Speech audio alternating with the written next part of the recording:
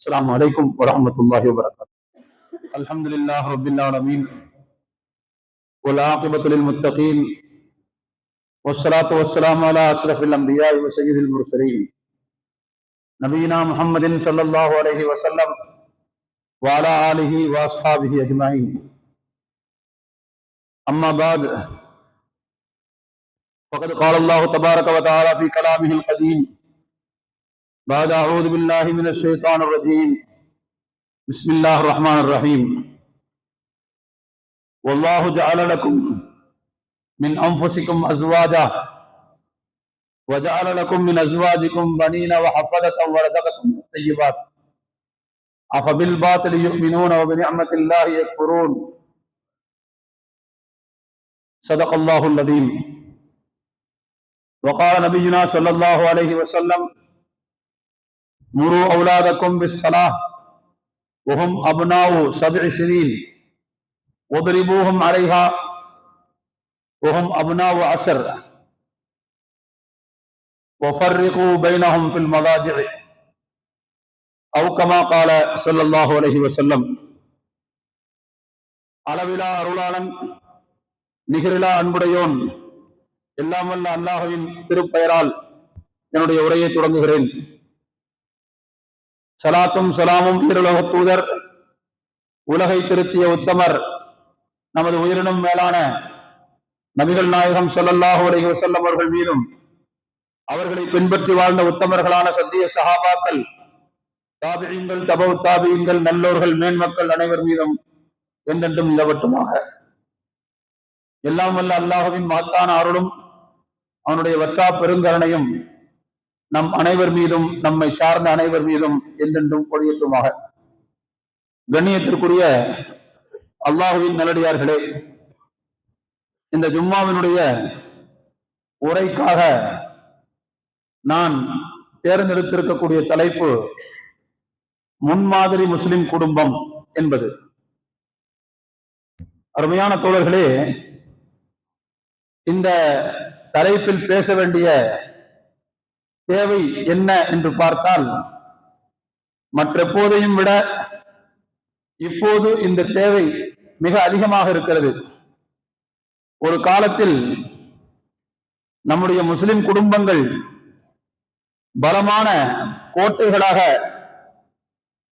உறுதி வாய்ந்த முறையில் இருந்து கொண்டிருந்தது.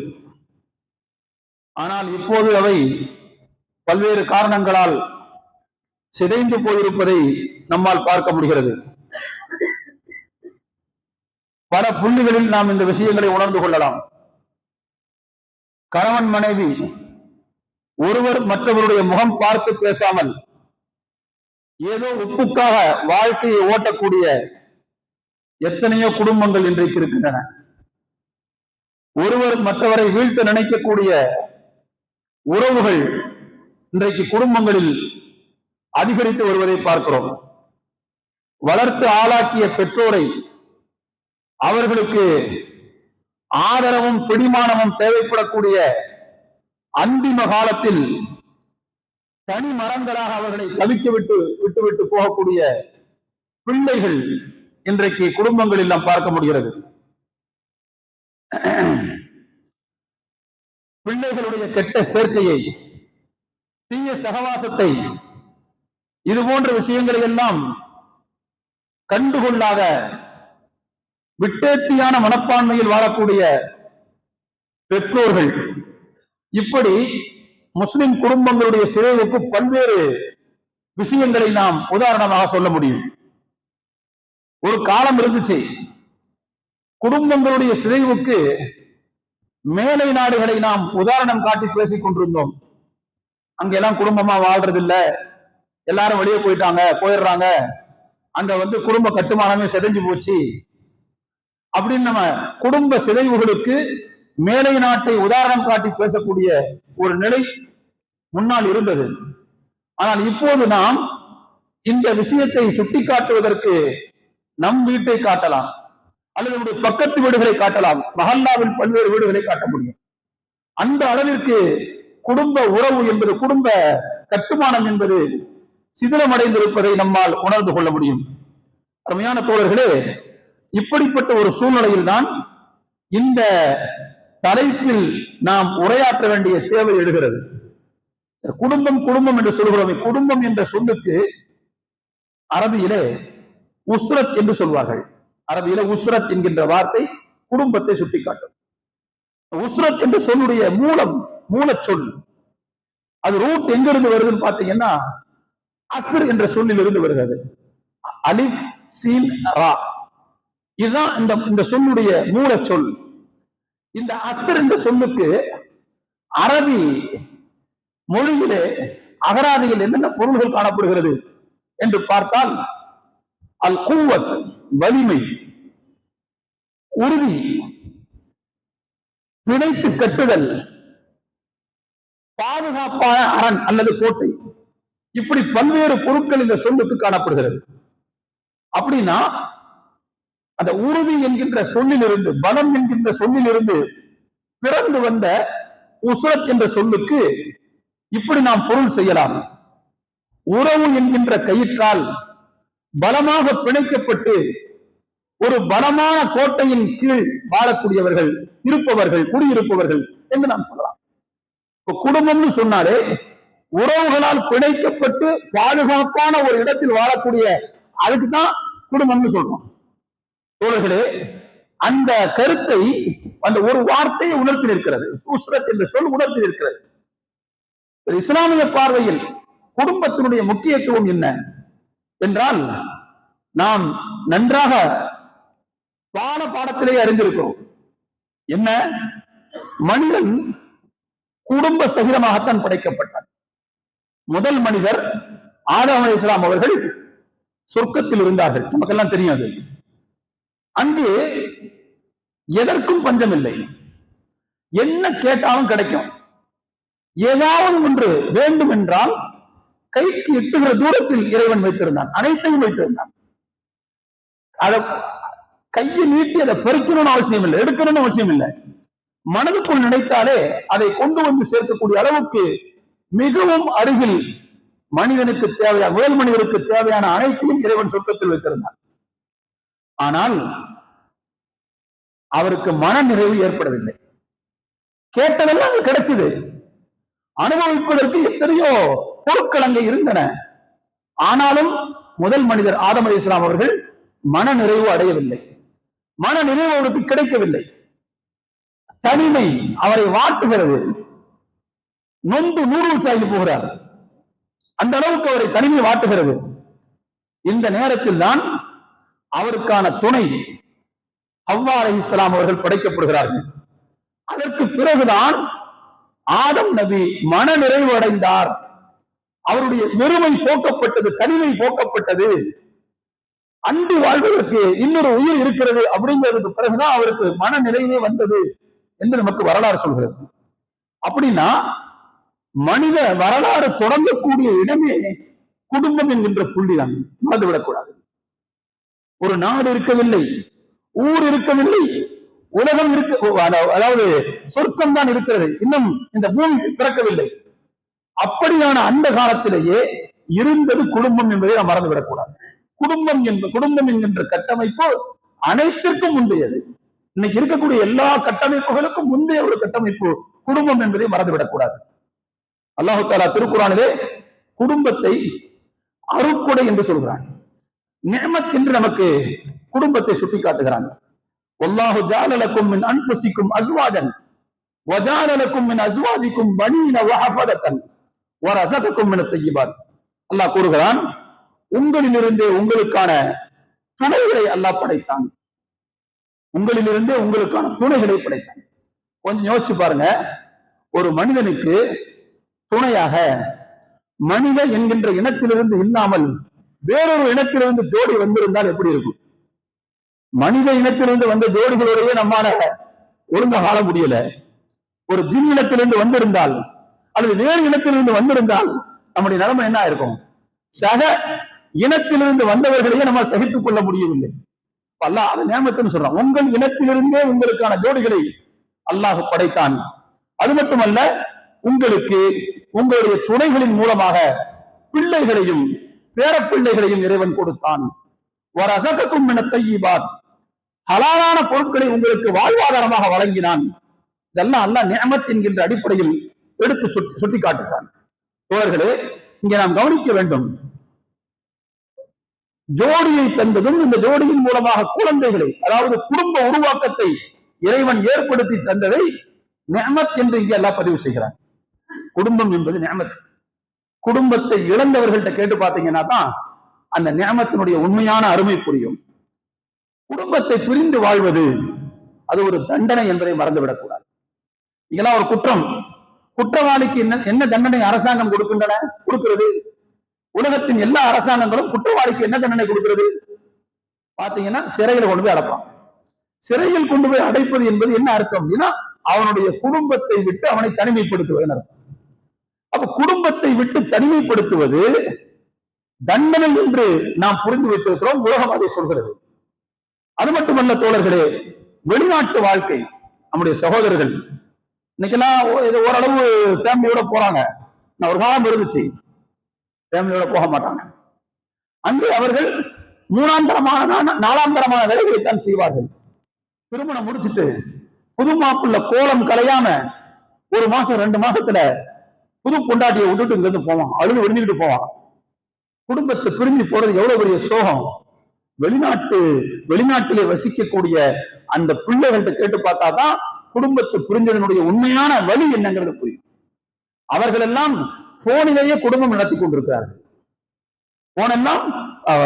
போனிலேயே குடும்பம் நடத்தி கொண்டிருக்கிறார்கள். இதுதான் அவங்களுடைய வாழ்க்கை. அப்ப அப்படின்னா குடும்பத்தை பிரிகிறது என்பது வேதனை, வலி, தண்டனை. நாம் மறந்துவிடக் கூடாது. அகதிகளுடைய வாழ்க்கை இருக்குது பாருங்க. அகதிகளுடைய வாழ்க்கை, சொந்தங்களை விட்டு, சொந்த மண்ணை விட்டு எங்கெங்கோ அவர்கள் காற்று தூசுகளை அடித்து செல்வதை போல எங்கெங்கோ அவர்கள் போய்விடுவார்கள். என்ன, அது ஒரு பெரிய வலி, சோதனை, வேதனை. அது தோழர்களே, அவங்கள்ட்ட போய் கேட்டு பார்த்தாதான் குடும்பத்தினுடைய உண்மையான வேல்யூ, பெருமதி, மரியாதை என்ன என்பது நமக்கு புரியும். தோழர்களே, அந்த அளவுக்கு அல்லாஹு தஆலா குடும்பத்தின் மரியாதையை வைத்திருக்கிறான். குடும்பம் என்பது தனிநபர்கள் தவறுகள் செய்யாமல் பாதுகாப்பதற்கு இறைவன் ஏற்படுத்தி கொடுத்த ஒரு சேஃப் கார்டு, பாதுகாப்பு சிஸ்டம். அது செக்யூரிட்டி சிஸ்டம். குடும்பங்கிறது ஒரு செக்யூரிட்டி சிஸ்டம். ஏன்னா 4 பேருடைய கண் பார்வையில் தான் எல்லாரும் இருப்பாங்க. மனைவியினுடைய கண் பார்வையில் கணவர் இருப்பார், கணவரின் கண் பார்வையில் மனைவி இருப்பார்கள், பிள்ளைகள் இருப்பார்கள். யாரும் தப்பு செய்யாம ஒருவர் மற்றவரை பாதுகாத்து இருக்கக்கூடிய அழகான ஒரு செக்யூரிட்டி சிஸ்டம் தான் குடும்பம் என்பது. இறைவன் நமக்கு நாமே பாதுகாப்பு என்கின்ற திட்டத்தை குடும்பத்தின் மூலமாக வைத்திருக்கிறார். இவ்வளவு அதனாலதான் அல்லாஹு தஆலா குடும்பத்தை நிஅமத் என்றெல்லாம் நமக்கு குறிப்பிட்டு காட்டுகிறார். அப்போ அந்த குடும்பத்தை, அந்த குடும்ப வாழ்க்கைய எப்படி கொண்டு போகணும், சிதிலமடையாமல், சிதையாமல், பிரிந்து விடாமல் எப்படி காப்பாற்ற வேண்டிய பொறுப்பு நமக்கு இருக்கிறது என்பதை நான் இப்ப சொன்ன இந்த விஷயங்களே உங்களுக்கு உணர்த்த போதுமானதாக இருக்கிறது.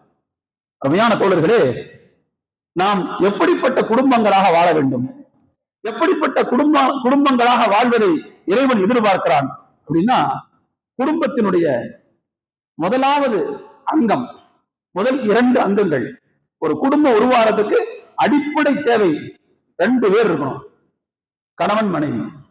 தோழர்களே, கணவன் மனைவி இருவரும் ஒருவர் மற்றவரிடம் அமைதி பெறுவதற்காக ஜோடியாக்கி இருப்பதாக அல்லாஹு தஆலா குறிப்பிட்டிருக்கிறான். அவர்கள் ஜோடியாக வாழ்வதை எளிதாக்குவதற்காக அந்த 2 பேருக்கு இடையில் பரிவையும் பாசத்தையும் நான் ஏற்படுத்தி இருக்கிறேன் என்று அல்லாஹ் குறிப்பிடுகிறார். நல்லா கவனிக்கணும். குடும்பம் ஒழுங்கா இருக்கணும்னா 2 பேர் ஜோடியா வாழ்ந்தாகணும். 2 பேர் ஜோடியாக வாழும் போது அவர்களுடைய வாழ்க்கை எளிதாவதற்காக இறைவன் என்ன செய்யறான்னா, இயல்புலேயே அந்த 2 பேருக்கு இடையில அன்பை விதைக்கிறான், பரிவை விதைக்கிறான், பாசத்தை விதைக்கிறான். அதனாலதான் பாத்தீங்கன்னா கல்யாணம் முடிச்ச புதுசுல தாங்கோன்னு தாங்குவாங்க, இவரு அவங்க தாங்குவாங்க, அவங்க இவரு தாங்குவாங்க. ஏன்னா இறைவன் ஏற்படுத்திய இயல்பான பரிவு பாசத்தினுடைய விளைவு.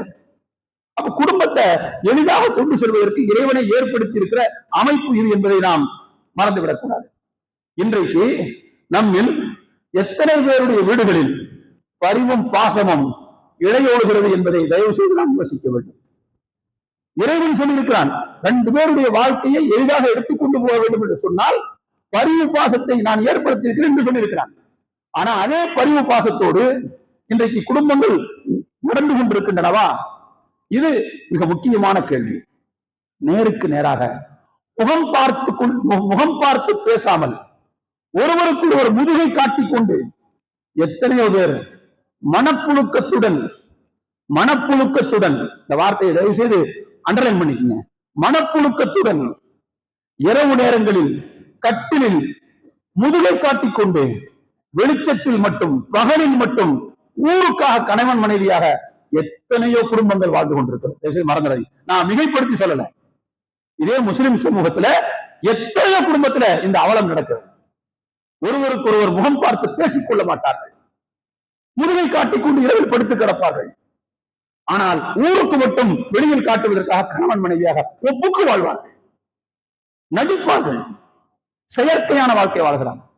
தோழர்களே, இது குடும்பத்தில் எவ்வளவு பெரிய அவதியை ஏற்படுத்தும் தெரியுமா? எவ்வளவு பெரிய நெருக்கடி ஏற்படுத்தும் தெரியுமா? சின்ன ஈகோ தான் அந்த காரணம். ஒரு சின்ன ஈகோ, யாராவது ஒரு தரப்பு விட்டு கொடுத்து விட்டால் அது சரியாக போய்விடும். நபி ஸல்லல்லாஹு அலைஹி வஸல்லம் வாழ்க்கை நமக்கு இதை மிக எளிதாக நமக்கு புரிய வைக்கிறது. நபி ஸல்லல்லாஹு அலைஹி வஸல்லம் வாழ்க்கை நம்ம சுன்னத்துன்னு சொல்றோமே, ஒரு தொப்பி போடுறது மட்டும் தான் சுன்னத்தா? தாடி இருக்கிறது மட்டும் தான் சுன்னத்தா? சாப்பிடும் போது பிஸ்மில்லாஹ் சொல்லி சாப்பிடுறது மட்டும் தான் சுன்னத்தா? சுன்னத்துங்கிறது ரசூலுல்லாஹ்வுடைய குடும்ப வாழ்க்கையில் கிடையாதா? பெருமானார் ஸல்லல்லாஹு அலைஹி வஸல்லம் குடும்ப வாழ்க்கை என்பது விட்டு கொடுத்தலுக்கு பெயர் போன குடும்பமாக இருந்தது. நீங்களும் நானும் எப்படி ரத்தத்தோடும் சதையோடும் வாழ்ந்து கொண்டிருக்கிறோமோ அதுபோலத்தான் ரசூலுல்லாஹ் அவங்களுடைய மனைவிகளும் வாழ்ந்தாங்க. அவங்களுடைய குடும்பங்களையும் பிரச்சனைக்கு இடம் இல்லாமல் போகவில்லை. ஆனால் அந்த மாதிரியான பிரச்சனைகள் வரும்போது அந்த பிரச்சனைகளை எவ்வாறு பெருமானார் ஸல்லல்லாஹு அலைஹி வஸல்லம் கையாண்டார்கள், அந்த நேரத்தில் ரசூலுல்லாஹ்வுடைய மனைவிமார்கள் எப்படி அதை எடுத்துக்கொண்டார்கள், இது வல்லவா மிக முக்கியமான பாடம். அருமையான தோழர்களே, அனஸ் ரலியல்லாஹு அன்ஹு அவர்கள் ஒரு செய்தி அறிவிக்கிறாங்க. நாம அந்த ஹதீஸ கேள்விப்பட்டிருப்போம். ஒரு முறை பெருமானார் ஸல்லல்லாஹு அலைஹி வஸல்லம் அவர்கள் ஆயிஷா ரலியல்லாஹு அன்ஹா அவருடைய வீட்டில் இருக்க வேண்டிய முறை நாள், ஆயிஷா ரலியல்லாஹு அன்ஹா வீட்டில் இருக்கிறாங்க. இப்ப பார்த்து ரசூலுல்லாஹ்வுடைய இன்னொரு மனைவி உம்மு சலமா ரலியல்லாஹு அன்ஹா அவர்கள் என்ன செய்யறாங்கன்னா, ஒரு ஏதோ ஒரு முக்கியமான விசேஷமான ஒரு உணவுப் பொருளை தயாரித்திருக்கிறார். ரசூலுல்லாஹ் சாப்பிட்டுமே, விரும்பி சாப்பிடுவாங்கன்னு சொல்லி அந்த பொருளை ஒரு தட்டுல வச்சு ஒரு பணியாளர்கிட்ட கொடுத்து ரசூலுல்லாஹ் கொண்டு கொடுக்க சொல்றான். அந்த முறை நாள் யாருக்குரியது? ஆயிஷா ரலியல்லாஹு அன்ஹா அவர்களுக்குரியது. முறை நாள் என்றால் என்ன அர்த்தம் தெரியுமா? எந்த மனைவியினுடைய வீட்டில் அவர்கள் தங்க வேண்டுமோ அந்த மனைவி தான் அன்றைக்கு உணவு கொடுக்க வேண்டும். அவங்களுக்கு தான் எல்லாம். அப்படின்னு இருக்கும்போது ரசூலுல்லாஹ்வுக்கு பிடிக்குமேன்னு சொல்லி ஒரு விசேஷமான உணவை அதற்கு உம்மு சலமா ரலியல்லாஹு அன்ஹா அவர்கள் கொடுத்து அனுப்பிவிட்டார்கள். ரசூலுல்லாஹ் இருக்கிறாங்க, ஆயிஷா நாயகி இருக்கிறாங்க. அந்த பணியாளர் அந்த தட்டை கொண்டு வருகிறார். கொண்டு வந்து ரசூலுல்லாஹ்வுக்கு பக்கத்துல வச்சு ரசூலுல்லாஹ் கொடுக்குறாங்க. உம்மு சலமா அவங்கள்ட்ட கொடுத்துட்டு வர சொன்னாங்க, கொடுக்குறாங்க. பெருமானார் ஸல்லல்லாஹு அலைஹி வஸல்லம் அவர்கள் கையை நீட்டி அதை வாங்கவில்லை. அதற்கு முன்பு ஆயிஷா ரலியல்லாஹு அன்ஹா அவர்கள் கையை நீட்டி அந்த தட்டை தட்டி விடுகிறார். தட்டி விட்டாங்க. தட்டு கீழே விழுந்து விடுகிறது, உடைந்து விடுகிறது. கொடுத்து விட்ட அந்த உணவுப் பொருள் சிந்தி சிதறி கிடக்கிறது. அருமையான தோழர்களே, இங்கே நாம் யோசிக்க வேண்டும். எவ்வளவு முக்கியமான சந்தர்ப்பங்கள் நீங்க வச்சுப்பாங்க. தட்டி விட்டாங்க, கீழே விழுந்து உடைஞ்சிருச்சு பாத்திரம், உணவுப் பொருள் சிதறி கிடக்கிறது. பெருமானார் ஸல்லல்லாஹு அலைஹி வஸல்லம் அவர்கள் உடனே சொல்றாங்க, அவர்கள் அந்த தட்டு உடைஞ்ச தட்டு அந்த துண்டுகள் எல்லாம் புறப்பட்டுட்டாங்க. அதற்கு பிறகு அந்த உணவுப் பொருள்னா ஒண்ணு சேர்த்து ஒரு புது தட்டை வீட்டு உள்ள இருந்து எடுத்துட்டு வந்து அதுல அந்த உணவுப் பொருளை வச்சு அந்த பணியாளர்கிட்ட கையில கொடுத்து, காரத் உம்முக்கும், உங்களுடைய தாய்க்கு ரோஷம் வந்துருச்சு, இது அதனால கொண்டு போய் அவங்கள்ட்டயே கொடுத்துருங்க. உங்களுடைய தாய்க்கு அப்படின்னு யார சொல்றாங்க? ஆயிஷா ரலியல்லாஹு அன்ஹா சொல்றாங்க. உங்க தாய்க்கு ரோஷம் வந்துருச்சு, அதனால இந்த பாத்திரத்தை இந்த உணவுப் பொருளை மறுபடியும் நீங்க என்ன செய்யுங்க, கொண்டு போய் கொடுத்துருங்க. அருமையான தோழர்களே, நாம் யோசிக்க வேண்டும். உடைஞ்ச தட்டை தாங்க வச்சுக்கிட்டு புது தட்டை எடுத்து அதுல சாப்பாடை வச்சு அந்த பொருளை வச்சு கொடுத்துருக்காங்க. இந்த ஹதீஸ்ல இருந்து நமக்கு கிடைக்கக்கூடிய பாடம் உண்மையிலே மிக முக்கியமான பாடம். அது பெருமானார் ஸல்லல்லாஹு அலைஹி வஸல்லம் அவர்களுக்கு முன்னால் ஒரு ஒழுங்கீனம் நடக்கிறது.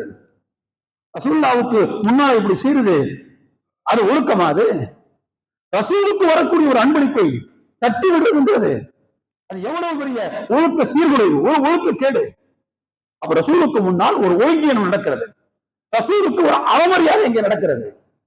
பெருமானார் ஸல்லல்லாஹு அலைஹி வஸல்லம் அவர்கள் கண்டிக்கவில்லை. நபி ஸல்லல்லாஹு அலைஹி வஸல்லம் அவர்கள் ஆயிஷாவை கண்டிக்கல, ஏமா இப்படி செஞ்ச என்று கூட கேட்கவில்லை. பொறுமை காக்கிறார்கள். அருமையான தோழர்களே, குடும்ப வாழ்க்கையை ஒழுங்காக கொண்டு செல்ல வேண்டும் என்று சொன்னால் இந்த அமைதியும் பொறுமையும் நிதானமும் கண்டிப்பாக நிச்சயமாக இந்த அந்த நிதானம்ங்கிறது இல்லைன்னு சொன்னா குடும்பத்தை கொண்டு போகவே முடியாது. இந்த இடத்துல நீங்க நல்லா கவனிச்சு பாருங்க. பெருமானார் ஸல்லல்லாஹு அலைஹி வஸல்லம் அவர்கள் அந்த நேரத்தில் ஆயிஷா நாயகியை கண்டிச்சிருந்தா, கோபப்பட்டு பேசியிருந்தா என்ன நடந்திருக்கும்? கொஞ்சம் யோசிச்சு பாருங்க.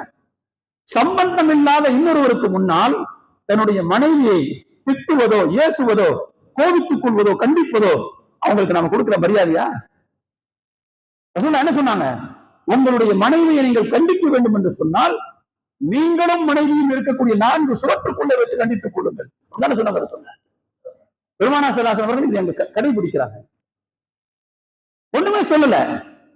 ஏன்னா சம்பந்தம் இல்லாத 4வது நபருக்கு முன்னால் நாம் கட்டிய மனைவியை திட்டுவதோ, ஏசுவதோ, கண்டிப்பதோ அது பொருத்தமான செயல் அல்ல என்று பெருமானார் ஸல்லல்லாஹு அலைஹி வஸல்லம் அவர்கள் அதை விட்டு விடுகிறார்கள். அதனாலதான் ரசூலுல்லாஹ் என்ன சொல்றாங்கன்னா, காரத் உம்முக்கும் என்று சொன்னாங்க. உங்களுடைய தாய்க்கு ரோஷம் வந்துருச்சுன்னு சொன்னாங்க. அது ரோஷமா? அது உண்மையிலே என்னது? அதுக்கு பேரு கோபம். அது கோபம் வந்துருச்சு உங்களுக்கு. கோபத்தினாலதான் தட்டி விடுறாங்க. கோபத்துக்கு ரசூலுல்லாஹ் வச்ச பேரு ரோஷம். பெண்களுக்கு ஒரு பொசசிவ்னஸ் ஒண்ணு இருக்குதுங்க. எனக்குள்ள நபர், நான் யாரையும் விட்டு கொடுக்க மாட்டேன். அதனால தானே மருமகளுக்கு மாமியாருக்கும் சண்டை வருது. மாமியார் நினைப்பாங்க, ஏன் புள்ள அப்படின்னு பொசசிவ். அந்த அந்த பிடி. மனைவி என்ன நினைப்பாங்க, என்னதான் இருந்தாலும் நாம கட்டிக்கிட்டோம், நமக்கு தேவையானவர் அப்படின்னு அவங்க ஒரு பிடி. அந்த பொசசிவ்னஸ்ங்கிறது கண்டிப்பாக பெண்களிடத்தில் இருக்கும், இல்லாமல் இருக்காது. பெருமானார் ஸல்லல்லாஹு அலைஹி வஸல்லம் அவர்கள் அதைத்தான் இங்கே ரோஷம் என்று குறிப்பிட்டு காட்டுகிறார். தோழர்களே, நாம் இங்கு கவனிக்க வேண்டும். ரசூலுல்லாஹி ஸல்லல்லாஹு அலைஹி வஸல்லம் அவர்கள் ஒரு தவறை கூட நல்லதாக பார்க்கக்கூடிய ஒரு சூழ்நிலையை இந்த சந்தர்ப்பத்தில் நமக்கு கற்றுக் கொடுக்கிறார். அப்போ நாம என்ன சொல்ல வரேன்னு சொன்னா தோழர்களே, இப்படிப்பட்ட ஒரு முக்கியமான வழிகாட்டல்களை உள்ளடக்கிய இந்த நிகழ்ச்சி நமக்கு என்ன போதிக்கிறது? குடும்ப வாழ்க்கையை ஒழுங்கா கொண்டு போகணும்னு சொன்னா, குடும்பம் குருவமா இருக்கணும்னு சொன்னா, குடும்ப சிலையாம இருக்கணும்னு சொன்னா, ஏதோ ஒரு பக்கம் கண்டிப்பாக விட்டு கொடுத்தே ஆக வேண்டும். அதை பெருமானார் ஸல்லல்லாஹு அலைஹி வஸல்லம் அவர்கள் இங்கே நமக்கு உணர்த்தி நிற்கிறார்கள் அல்லவா? எவ்வளவு பெரிய பாடம் இது! அது மட்டுமல்ல தோழர்களே, நாம் இன்னமும் யோசிச்சு பாருங்க. பெருமானார் ஸல்லல்லாஹு அலைஹி வஸல்லம் அவர்கள் நமக்கு இப்படிப்பட்ட வழிகாட்டல்களை தந்திருக்கிறார்கள். சரி, அப்ப கணவன் மனைவின்னு வரும்போது விட்டு கொடுத்தல் என்பது மிக முக்கியமானது. அப்பதான் குடும்பத்தை காப்பாற்ற முடியும். அதே கணவனும் மனைவியும் பெற்றோர்களாக தரம் உயரும் போது, அப்கிரேட் ஆகும் போது, அந்த நேரத்திலையும் பெருமானார் ஸல்லல்லாஹு அலைஹி வஸல்லம் அவர்கள் மிகப்பெரிய பொறுப்புகளை அந்த பெற்றோர்களுக்கு கொடுத்திருக்கிறார். இன்னைக்கு பெற்றோர் பிள்ளைகளுடைய உறவு எப்படி இருக்குது? கொஞ்சம் யோசிச்சு பாருங்க. பெற்றோர் பிள்ளைகளுடைய உறவு, பையன் வந்தவனே சொல்றான், வீட்டுல ஒண்ணு நான் இருக்கணும் அல்லது அந்த ஆள் இருக்கணும், நீ ஏன் முடிவு பண்ணிக்கமாங்கிறான். யார்கிட்ட? அம்மா அப்பா சொல்றான், ஒண்ணு நான் இருக்கணும், அந்த ஆள் இருக்கணும். எப்படிமா இந்த ஆள் கூட இவ்வளவு நாள் குப்பை கொட்டிக்கிட்டு இருக்க, இத்தனை வருஷமா குப்பை கொட்டிக்கிட்டு இருக்கேன்னு கேட்கிறான். பெற்றோர் பிள்ளைகளுடைய உறவு என்பது இப்படித்தான் இருந்து கொண்டிருக்கு. தோழர்களே, பாப்பா வர்றாரு, இதெல்லாம் குடும்பங்கள் நடக்கிறது, கேள்விப்பட்ட விஷயத்தான் சொல்றேன். பாப்பா வராரு, அவர் வராருங்கிறதுக்காக அவர் கண்டுவிடக் கூடாதுன்னு சொல்லி செல்போனை எடுத்து பேசிக்கிட்டு இருக்கிற மாதிரி நடிக்கிறான். அம்மா சொல்றாங்க, அத்தா வர்றாரா, பாப்பா வர்றாரா, வரட்டும் அதுக்கு என்ன அப்படின்னா, வரட்டும் அதுக்கு என்ன, அவர் இங்க வராம எங்க போவாரு? இப்படியான உறவுகள் தான் இன்றைக்கு பெரும்பாலும் பிள்ளைகளுக்கும் பெற்றோர்களுக்கும் மத்தியில் இருப்பதை நாம் கவனத்தில் எடுத்துக்கொள்ள கடமைப்பட்டிருக்கிறோம். தோழர்களே, இது ஆண் பிள்ளைகளோட நிலைமை என்று சொன்னால், பொம்பளை பிள்ளை மட்டும் பத்திரமாத்து தாங்க நினைச்சுக்கிறாதீங்க. அங்கேயும் பிரச்சனை இருக்குது. ஒரு பையனுக்கு அவருடைய தாப்பனாரோடு ஒத்து போகவில்லை என்று சொன்னால், பிள்ளைகளுக்கு அவர்களுடைய தாயார்களோடு ஒத்து போவதே கிடையாது. 2 பேரும் ஒத்து போறதே இல்லை. அம்மா பண்ற அட்வைஸ் எந்த பொம்பளை பிள்ளைகளுக்கு பிடிக்கிறதே கிடையாது. அப்போ வீடு ரணகமாக நம்ம பார்க்கிறோம் தோழர்களே. அப்போ பிள்ளைகள் என்பவர்கள் பல குடும்பங்களில் பெற்றோர்களுக்கு தலைவலிகளாக இருக்கக்கூடிய ஒரு சூழ்நிலையை பார்க்கிறோம். பெற்றோர் பிள்ளைகளுடைய உறவு என்பது இந்த அளவுக்கு உரசல்களோடும் குமுறல்களோடும் இருப்பதை நாம் பார்க்கிறோம். இதற்கு காரணம் என்ன? முதலாவது விஷயம், பெற்றோர்கள்ட்ட தான் முதல்ல தப்பு. நம்மகிட்ட இருக்கிற தப்பை நம்ம ஏத்துக்கணும். அரசாங்கம் பிரச்சாரம் பண்ணிச்சுங்கிறதுக்காக வேண்டி ஒத்த புள்ள 2 புள்ள மட்டும் பெற்றுக்கிறது. இவர் 7வது புள்ள 8வது புள்ளா இருப்பார். இவங்க அப்பாவுக்கு 7வது புள்ள 8வது பிள்ளையா இருப்பார், 10வது பிள்ளையா கூட இருப்பாரு. ஆனா அவருக்கு பாத்தீங்கன்னா ஒத்த புள்ள இருக்கும், 2 புள்ள இருக்கும். ஏன்னா இவர் குடும்ப கட்டுப்பாடுங்கிற பிரச்சாரம் வந்ததுக்கு பிறகு கல்யாணம் முடிச்சவர், அல்லது அதை நல்லா கேட்டதுக்கு பிறகு என்ன செஞ்சவர், வளர்ந்தவர். தோழர்களே, இன்னைக்கு கருவேப்புள்ள 2 மாதிரி ஒத்த புள்ள 2 புள்ளையை பெற்றுட்டு அவர்களுடைய மனம் கோணாமல் நடந்து கொள்ள வேண்டும் என்பதற்காக வேண்டி பெற்றோர்கள் தவிக்கிறார்கள். நான் கஷ்டப்பட்டுட்டேன், என் புள்ள கஷ்டப்படக்கூடாது அப்படிங்கிறான். இது என்ன கான்செப்ட் இது? நீ கஷ்டப்பட்டா உன் கஷ்டத்தை பிள்ளைகிட்ட சொல்லிதான் வளர்க்கணும். அப்பதானே அந்த பையன் ஒழுங்கா நடப்பான். நான் கஷ்டப்பட்டுட்டேன், என் புள்ளலாம் கஷ்டப்படக்கூடாது, நான் கண்ணீர் வச்சுட்டேன், என் புள்ள கண்ணிலிருந்து கண்ணீர் வந்துடக்கூடாதுன்னா இது என்ன அநியாயம் இது? பிள்ளைகளுக்கு நல்லது கெட்டது எப்ப தெரியும்? ருசிகள்ல பல ருசி இருக்குல்ல, கசப்பு, காரம், புளிப்பு இருக்குல்ல, எல்லாம் சேர்ந்ததான ருசி. அப்ப கஷ்டம், நஷ்டம், சகிப்பு, சந்தோஷம், மனதில் மகிழ்ச்சி, மனது எல்லாம் சேர்ந்து வரணும்ல.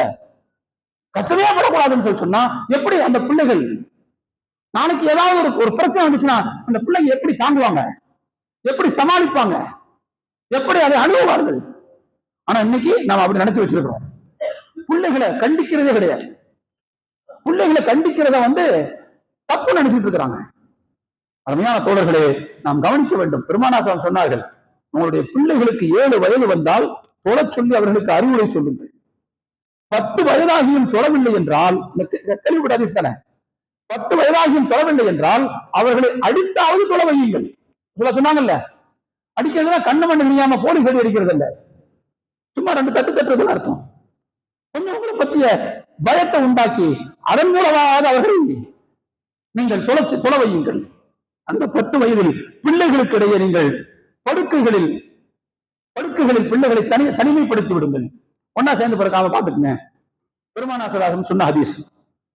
அருமையான சோழர்களே, ரசூலுல்லாஹி ஸல்லல்லாஹு அலைஹி வஸல்லம் தொழ சொல்லி அறிவுரை சொல்கிறார்கள். உரிய வயது வந்ததற்கு பிறகு தொழவில்லை என்றால் நீங்கள் சற்று கண்டியுங்கள் என்று சொல்கிறார்கள். அப்ப கண்டிப்பனுடைய அவசியம் இந்த ஹதீஸ் நமக்கு புரிகிறதா இல்லையா? ஆனா பிள்ளைகள் நம்ம கண்டிக்கிறதே கிடையாது.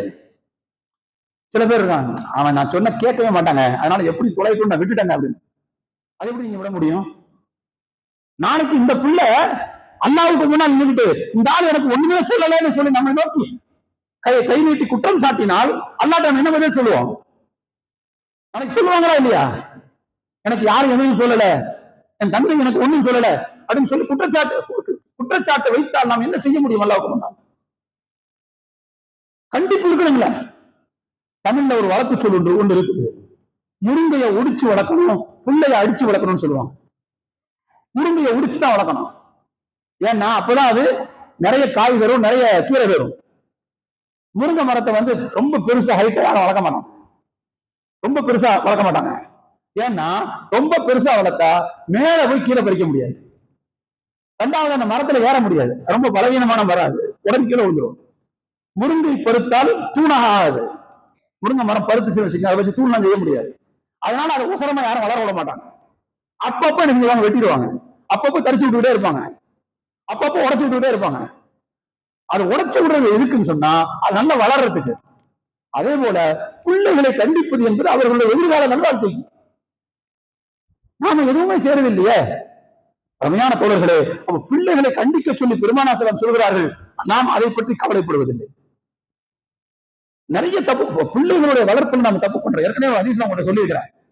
உமர் ரலியல்லாஹு அன்ஹு அவங்கள்ட்ட ஒரு தந்தை வந்தார், என் பிள்ளை எனக்கு ரொம்ப தொல்லை கொடுக்குறான், என்ன ரொம்ப மனம் புண்படுத்துறாங்க. உமர் ரலியல்லாஹு கலீஃபா அவங்கள்ட்ட புகார் சொன்னார். உமர் ரலியல்லாஹு அவர்கள் உங்க பிள்ளைய கூப்பிட்டுவாங்கன்னு சொல்லிட்டாங்க. அவர் தன்னுடைய பையனையும் சேர்த்து அழைச்சிட்டு உமர் ரலியல்லாஹு அவங்கள்ட்ட வரார்.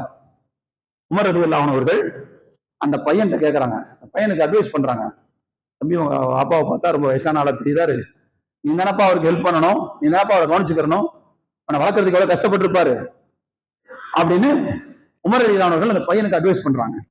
அந்த பையன் பொறுமையா கேட்டார். கேட்டு முடிச்சுட்டு, இப்போ அமீருல் மோமினின் உங்கள்கிட்ட நான் சில கேள்வி கேட்கலாமா அப்படின்னு கேட்டாங்க. கேளுப்பா, தாராளமா கேளுப்பா. இப்போ நீங்க என்கிட்ட என்ன சொன்னீங்க, பிள்ளைகளுக்கு பெற்றோர்கள் செய்யக்கூடிய தியாகங்களை சொன்னீங்க, என்னென்ன கடமைகள் அவங்க செஞ்சிருக்கிறாங்கன்னு சொன்னீங்க. இப்போ அதாவது பிள்ளைகள் பெற்றோருக்கு செய்ய வேண்டிய கடமை என்று சொன்னீங்க. ஆனா பெற்றோர்கள் பிள்ளைகளுக்கு செய்ய வேண்டும் இல்லையா கடமைகள் சிலது, அது என்னங்கிறது எனக்கு சொல்ல முடியுமான்னு உமர் ரலியல்லாஹு அன்ஹு உடனே சொன்னார்கள், ஆமாப்பா பெற்றோர்களுக்கு சில கடமை இருக்குது. என்ன கடமை? முதலாவது கடமையை சொன்னாங்க, என் தக்கிய உம்மஹு, நல்ல தாயை தேர்வு செய்து கொடுக்க வேண்டும் என்று சொன்னார். நல்ல தாயை தேர்வு செய்து கொடுக்க வேண்டும் அப்படின்னா ரெண்டாவது கல்யாணம் முடிக்கிறது அர்த்தம் இல்லை, அப்படி அர்த்தம் இல்லை. தேடும் போதே நம்ம பிள்ளைக்கு தாயாக போறவ இவ அப்படிங்கிற எண்ணத்தோட தேடணுமா. அப்போ நல்ல தாயை தேர்ந்தெடுத்து கொடுப்பது. ரெண்டாவது அந்த பிள்ளைக்கு நல்ல பேரு வைக்கிறது, நல்ல பேர் வைக்கிறது. மூணாவது அந்த பிள்ளைக்கு அல்லாஹ்வின் வேதத்தை கற்றுக் கொடுப்பது, குர்ஆனை கற்றுக் கொடுப்பது. இந்த மூன்றும் பெற்றோர் பிள்ளைகளுக்கு செய்ய வேண்டிய கடமை என்று சொன்னார். அப்ப அந்த பையன் உமர் ரலியல்லாஹு அன்ஹு சொன்னார், நீங்க சொன்னீங்க 3 கடமை, இந்த ஆளு எனக்கு இந்த 3 கடமையும் செய்யல ஒழுங்கா, இந்த 3 கடமையும் செய்யல. முதல்ல என்ன சொன்னீங்க, நல்ல தாயை தேர்ந்தெடுத்து கொடுக்க வேண்டும் என்று சொன்னீர்கள். என் அம்மா யார் தெரியுமா? ஒரு கருப்பு நிற பெண், ஒரு நீக்ரோ பெண். நீக்ரோ பெண் என்பது குறையல்ல, அந்த பெண் ஒரு முஸ்லிம் அல்லாதவருக்கு அடிமை பெண். அடிமை பெண் என்பவள் எஜமானனுடைய சமயத்தை தான் தழுவி இருப்பாள். எங்க அம்மா ஒரு நான் முஸ்லிம். எப்படி ஆளந்தால் கல்யாணம் கட்டிதா பாத்தீங்களா? ஒழுங்கான தாய் அந்த தாய் ஃபர்ஸ்ட். ரெண்டாவது நல்ல பேர் வைக்கணும்னு சொன்னீங்க. இந்த ஆள் எனக்கு என்ன பேர் தெரியுமா வச்சிருக்கிறாரு? ஜுல் என்று பேர் வைத்திருக்கிறார். ஜுல் அப்படிங்கிற சொல்லு நல்ல மாடலா இருக்குல்ல, நல்ல அழகா இருக்குல்ல. யாரும் தயவுசெய்து பேரை வச்சு துளைச்சிடாதீங்க. அதற்கு சொன்னாரு பயான், அறகுறையா கேட்டுட்டு போய் கடைசி நேரத்துல வந்து சில பேர் நினைச்சுவாங்கன்னா அதற்கு வந்து ஜூல் பேர் வைக்க சொன்னாருன்னு புரிஞ்சுக்கிட்டு போய் வச்சிடப்படாது. ஜூல் அப்படின்னா என்ன அர்த்தம்னா கழிவை உருட்டக்கூடிய வண்டுன்னு அர்த்தம். பச்சையா சொல்றதா மலத்துல உருண்டு திரளக்கூடிய அந்த அந்த வண்டுக்கு சொல்வார்கள். இதுதான் எனக்கு இந்த ஆள் பேரா வச்சிருக்கிறான். இன்னைக்கும் நம்ம ஃபேஷன் ஃபேஷன் மாடர்ன் மாடர்ன் சொல்லிதான் பேரை தேடிக்கொண்டிருக்கிறோம். பேரை வந்து யாருக்கும் தெரியாத பேரா இருக்கணும், மாடர்னா இருக்கணும். அது எப்படி இருக்க முடியும்? உலகத்துல யாரும் வைக்காத பேரா இருக்கா இப்லீஸ்னு பேர் இருக்குது, சைத்தானுக்கு யாரும் வைக்க மாட்டாங்க. ஒரே ஆளுக்கு தான் அந்த பேரு, வேற எவருக்கும் கிடையாது. வைக்கலாமே தரலாமா? ஒரு விஷயத்தை புரிஞ்சுக்க தயவு செய்து, பெயர் என்பது பிள்ளைகளுடைய நடத்தையில் பிரதிபலிப்பை ஏற்படுத்தும். பிள்ளைகளுடைய நடத்தை பெயரின் அடிப்படையில் இருக்கும். சில நேரங்கள்ல அப்படியும் ஆகும். நாம அர்த்தம் புரியாம இன்னைக்கு எப்படி இங்கிருந்து ஒரு பேரு இங்கிருந்து ஒரு பேரை எடுத்து ரெண்டையும் ஜாயின் பண்ணி அதற்கு நான் நெட்ல பார்த்தேன், எல்லாம் கூகுள்கிட்ட போய் கடன் வாங்க ஆரம்பிச்சிட்டாங்க எல்லாரும். நெட்ல பார்த்தேன், இதுக்கு என்ன அர்த்தம் சொல்லுங்க. அது அரபியா அல்லது உருதா அல்லது வேற எந்த இளவு மொழியோ தெரியாது. ஒரு பேரை வந்து கொஞ்சம் பாதி எடுத்துக்க வேண்டியது, இன்னொரு பேரை வந்து இன்னும் கொஞ்சம் பாதி எடுத்துட்டு இந்த ரெண்டையும் ஒன்னா சேர்த்து வைக்கிறது. எங்க யார்கிட்ட கத்துக்கிட்டாங்கன்னு தெரியல. ஒரு நல்ல பெயரை நல்ல அறிஞர்கள்ட்ட கேட்டு அர்த்தமுள்ள பெயராக அப்படிப்பட்ட பண்புள்ள பிள்ளையாக வர வேண்டும்ங்கிற நோக்கத்துல பேர் தானே வைக்கணும். இந்த மாதிரி பேருக்கு எங்க அக்கா வச்சிருக்கிறாரு அப்படின்னு அவர் சொன்னார். மூணாவது, நீங்க வேதத்தை கற்றுக் கொடுக்கணும்னு சொன்னீங்க. இந்த ஆள் எனக்கு குர்ஆன்ல இருந்து ஒரு எழுத்த கூட கத்துக் கொடுக்கல, கத்துக் கொடுக்கறதுக்கு ஏற்பாடும் பண்ணல. இந்த ஆள் உமர் ரலியல்லாஹு அவர்கள் உடனே அந்த தந்தையின் பக்கம் திரும்பி சொன்னார்களாம், ஏம்பா உன் பையன் உன்னை புண்படுத்துறான்னு சொன்ன நீ, ஆனா உண்மையிலே புண்படுத்துறது அவன் அல்ல, நீ தான் அவனை புண்படுத்திருக்க. நீ எப்படி வளர்த்தியோ அப்படிதான் அவன் தருவான். நீ மரத்தை எப்படி வளர்க்குறியோ அது அந்த அடிப்படையில் தான் பின்னால உனக்கு பலன் தரும். நீ வளர்த்ததே ஒரு சைத்தானே, அந்த சைத்தான் அவனுக்கு என்ன செய்யும்? இப்படிதான் வரும்னு சொன்னாங்க. தோழர்களே, நாம் இங்கேதான் தவறு செய்கிறோம்.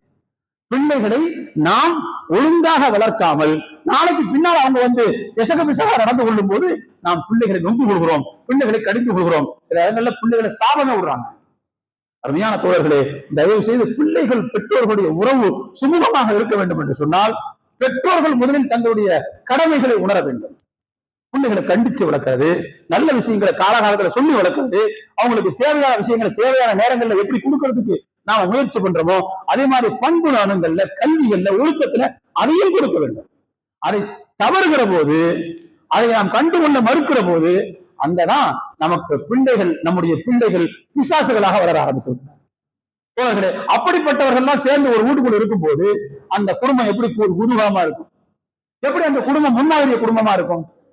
எனவே தோழர்களே, முன்மாதிரி குடும்பம் என்கின்ற தலைப்புல ரெண்டு விஷயத்தை தான் சொல்லியிருக்கிறேன். ஒண்ணு, குடும்பத்தினுடைய முக்கியத்துவம். இரண்டாவது, குடும்பத்தின் அஸ்திவாரமாக, ஆணி வேறாக இருக்கக்கூடிய கணவன் மனைவி மகிழ்ச்சியான, பரிவான, பாசமான வாழ்க்கை வாழ வேண்டும். அவர்கள் பெற்றோராக தரம் உயரும் போது பிள்ளைகளை அன்போடும் பண்போடும் வளர்ப்பதோடு சேர்த்து, பிரச்சனை இருந்தால் கண்டிப்போடும் சேர்த்து வளர்க்க வேண்டும். இதெல்லாம் இருக்கும்போதுதான் அந்த குடும்பம் குதூகலமாக இருக்கும். இன்னும் முன்மாதிரி குடும்பத்திற்கு ஏராளமான விஷயங்கள் இருக்கின்றன. அதை இன்ஷா அல்லாஹ் அடுத்தடுத்த சந்தர்ப்பங்களை பேசிக் கொள்ளலாம். எல்லாம் வல்ல இறைவன் நம்முடைய குடும்பத்தை இறைவன் சொல்வதை போல முன்மாதிரி குடும்பங்களாக ஆக்கியல் புரிவானாக. விட்டுக் கொடுக்கக்கூடிய மனப்பான்மையோடு பிள்ளைகளை சரியாக வழிநடத்தக்கூடிய பெற்றோராக வல்ல ரஹ்மான் உங்களையும் என்னையும் நம்மை சார்ந்த அனைவரையும் அங்கீகரிப்பானாக என்று துஆ செய்தவனாக என்னுடைய உரையை நிறைவு செய்கிறேன். வாஹிரு தஅவானா அல்ஹம்துலில்லாஹி ரப்பில் ஆலமீன். அஸ்ஸலாமு அலைக்கும் வரஹ்மத்துல்லாஹி வபரகாத்துஹு.